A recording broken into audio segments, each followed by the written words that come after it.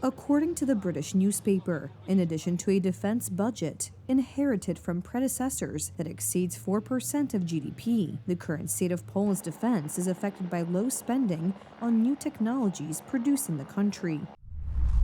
By buying weapons at a record pace, Poland has become a NATO star, but when it comes to producing its own military equipment, Poland remains a laggard. Only 1.1% of this year's defense spending has been allocated to research and development, which some analysts see as insufficient to guarantee a strong supply of Polish armaments. According to the Financial Times, evidence of the weakness of Polish defense under Tusk's team is the fact that Polish companies have been allocated only about 2 million euros out of a pool of €500 million for a European Commission program to boost munitions production in the European Union.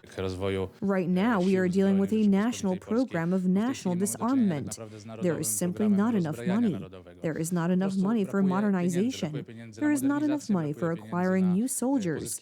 Therefore, there is not enough money for research and development either. Officially, Donald Tusk's government is modernizing the army and continuing agreements with South Korea and the United States made while the predecessors were still in power.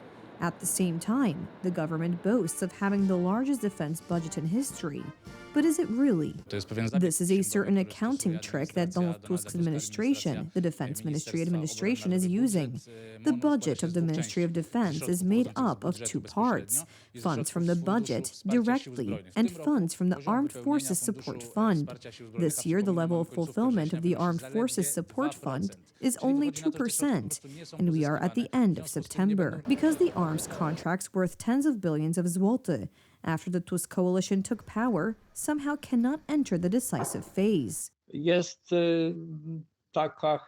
There is such a desire to hide certain activities, generally related to the reduction of, firstly, the scale of armaments, but secondly, the withdrawal from many projects that Polish companies were supposed to carry out. Interestingly, as the Niezależna.pl portal recently reported, the Industrial Development Agency, which is subordinate to Donald Tusk's administration, sent open and unsecured Google questionnaires to subordinate armaments companies in early June regarding the strategic area of armaments production. I kindly ask you to complete the questionnaires attached below regarding cooperation with the PGZ group in the production of 155mm ammunition. The deadline is Monday by 8 a.m. The information is being collected by PGZ in connection with analytical work on the possibility of developing the production capacity of the Polish industry. According to the portal's informants, after several hours, a message came from the agency asking the public to refrain from filling out the survey. No wonder, as they boast that they fired 98% of managers from state-owned companies who are competent, apolitical people who knew their stuff, and replaced them with some politicians who didn't even get into the municipal or district council. In mid-August, Onet, a German-backed portal backed by Donald Tusk's coalition, wrote about an alleged 14 billion zloty scandal involving the company Polska Amunicja, which was supposed to produce 155mm caliber artillery ammunition in Poland.